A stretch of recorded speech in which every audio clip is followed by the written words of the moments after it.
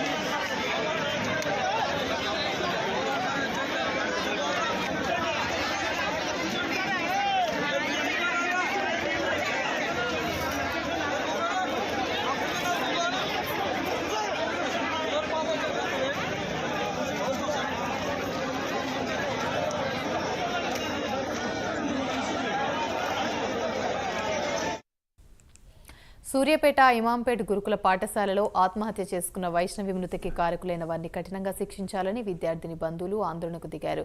తమకు న్యాయం చేయాలంటూ పాఠశాల ఎదుట నిరసన చేపట్టారు. గురుకుల పాఠశాల యాజమాన్యం నిర్లక్ష్యంతోనే తమ కూతురు చనిపోయిందని వైష్ణవి తల్లిదండ్రులు ఆరోపిస్తున్నారు. వేధింపులకు గురి చేయడంతోనే మనస్తాపానికి గురై చనిపోయిందని, హాస్టల్ యాజమాన్యం వేధింపుల వల్లనే చనిపోయిందని ఆరోపించారు. మృతికి కారకులైన వారిని కఠినంగా శిక్షించాలని, తమకు న్యాయం చేయాలని డిమాండ్ చేశారు. ఇదే అంశానికి సంబంధించి మరిన్ని వివరాలు మా ప్రతినిధి శ్రీనివాస్ అందిస్తారు. శ్రీనివాస్, చెప్పండి. Good afternoon Mahesh. ఉమ్మడి నల్గొండ జిల్లాలోని గత కొంతకాలంగా ఎస్సీ సోషల్ వెల్ఫేర్ సాంఘిక రెసిడెన్షియల్ హాస్టల్లో అనుమానాస్పద స్థితిలో అనేకమైన మహిళలు చనిపోతున్నటువంటి పరిస్థితి. మొన్న చూసినట్లయితే భువనగిరి సంబంధించినటువంటి ఎస్సీ ఈ బాలికలకు సంబంధించినటువంటి హాస్టల్లో 10th చదువుతున్న విద్యార్థులు ఇద్దరు అనుమానాస్పదంగా ఆత్మహత్య చేసుకున్నటువంటి పరిస్థితి. అదే క్రమంలోనే సూర్యాపేట జిల్లా సంబంధించినటువంటి బాలికల సంబంధించినటువంటి ఇంటర్మీడియట్ సంబంధించి చదువుతున్నటువంటి వైష్ణవి ఈ నిన్న రాత్రి కూడా ఆత్మహత్య చేసుకుంది. అయితే ఓవరాల్ గా చూసినట్లయితే రెసిడెన్షియల్ సంబంధించినటువంటి సోషల్ వెల్ఫేర్ కానీ మిగతా సంబంధించినటువంటి రెసిడెన్షియల్ సంబంధించినటువంటి కాలేజెస్ లో ఏం జరుగుతుంది, విద్యార్థులకు సంబంధించినటువంటి మనోధైర్యాన్ని ఎందుకు కోల్పోతున్నారు, దీనికి సంబంధించి అక్కడ ఉన్నటువంటి సంబంధించినటువంటి వార్డెన్సే కానీ సంబంధించినటువంటి ఎవరైతే టీచర్స్ కానీ అక్కడ ఉన్న గైడ్ చేయడంలో ఏమన్నా లోపాలు ఉన్నాయా, లేకపోతే సంబంధించినటువంటి విద్యార్థులు భయాందోళనకు గురి కావాల్సిన పరిస్థితి ఎందుకు వస్తుంది అనేది పెద్ద ఎత్తున జిల్లా వ్యాప్తంగా కానీ రాష్ట్ర వ్యాప్తంగా చర్చ జరుగుతున్నటువంటి పరిస్థితి.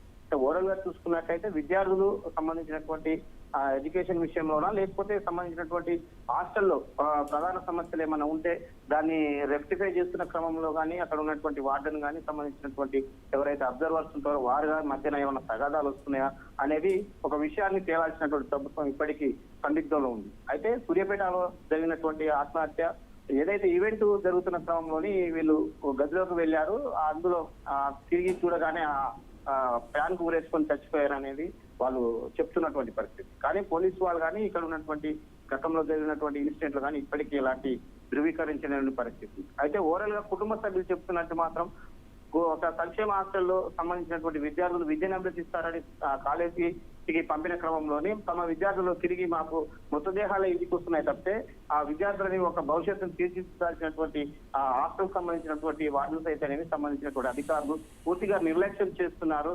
వన్ సైడ్ మాత్రమే విద్యార్థులపై భారాన్ని మోపుతున్నారు. మానసికంగా ఇబ్బంది పడడానికి ప్రధాన కారణం ఏంటి కూడా చెప్పలేకపోతున్నారు. కాబట్టి దీనిపై న్యాయ విచారణ చేయాలి. మృతికి సంబంధించినటువంటి బాధితులను కూడా ప్రభుత్వమే ఆదుకోవాలని కూడా కుటుంబ సభ్యులు డిమాండ్ చేస్తున్నారు. వారితో పాటు ప్రజా సంఘాలు అయితే సంబంధించినటువంటి విద్యార్థి సంఘాలు సంబంధించినటువంటి వారు కూడా ధర్నాలు చేస్తున్నటువంటి పరిస్థితి. ప్రధానంగా చూసినట్లయితే ప్రతి సంబంధించిన స్టూడెంట్స్ కు రెసిడెన్షియల్స్ సంబంధించిన హాస్టల్లో వాళ్ళకి సంబంధించినటువంటి ఒక సైకాలజిస్ట్ కానీ సంబంధించినటువంటి ఏదైనా మార్పులు ఉన్నాయంటే మెడికల్ గా సంబంధించినటువంటి ఏదైనా మార్పు జరుగుతున్న క్రమంలో విద్యార్థులని ఒక డిస్టర్బ్ కాకుండా వాళ్ళకి ఒక సైకాలజిస్ట్ ఉండాల్సిన పరిస్థితి. కానీ ఇప్పటి వరకు రెసిడెన్షియల్ స్కూల్ సోషల్ వెల్ఫేర్ అయితేనేమి మిగతా వెల్ఫేర్ సంబంధించినటువంటి వాటిలలో ఎలాంటి సూచనలు కానీ నిబంధనలు కానీ లేవు. ఏదైనా ఫీవర్స్ వచ్చినప్పుడు మాత్రమే విద్యార్థులకు టెక్నికల్ గా ఏదన్నా మెడికల్ కిట్ కానీ సంబంధించి చేస్తున్నారు తప్పితే మానసికంగా డిమోరల్ అవుతున్నటువంటి విద్యార్థులకు మనోధైర్యాన్ని పెంచడానికి ఎలాంటి సైకాలజిస్ట్ కానీ సంబంధించినటువంటి ఒక చర్చ కానీ ఒక సంబంధించినటువంటి వేదిక కానీ లేదు. అందువల్లనే విద్యార్థులు చనిపోతున్నారు అనేది మేధావుల యొక్క చర్చ. ఈ చర్చకు తావు రాకుండా పూర్తిగాను ఒక విద్యార్థులను కాపాడాల్సిన ప్రభుత్వాలు ఏదో ఒక విధంగా విద్యార్థులను ఆదుకోవాలనేది కుటుంబ సభ్యుల యొక్క ఆవేదన. ఇది ఓవరాల్ గా సూర్యాపేట జిల్లాలో అయితేనేమి ఉమ్మడి నల్గొండ జిల్లాలో సోషల్ వెల్ఫేర్ హాస్టల్లో జరుగుతున్నటువంటి విద్యార్థి ఆత్మహత్యలపై జరుగుతున్నటువంటి చర్చ. Right, thank you Srinivas.